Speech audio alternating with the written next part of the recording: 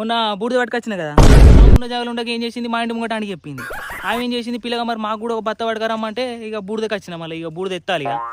ఓ పిల్లగా మళ్ళీ నువ్వు బూడిదకి ఎందుకు వచ్చినావు? ఎప్పుడు చూసినా ఇదే పనిరా, కొంచెం కూడా బోర్ కొట్టదా? మళ్ళీ నువ్వు బూడిదకి ఎందుకు వచ్చినావు?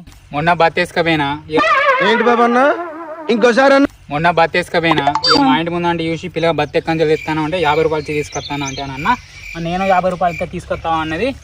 వాడలలో 10 బత్తాలు అడిగిర్రు, రోజుకు 500 పడతాను. ఇక ఈ పని మంచిగా ఉన్నదని ఈ పని చేస్తాను.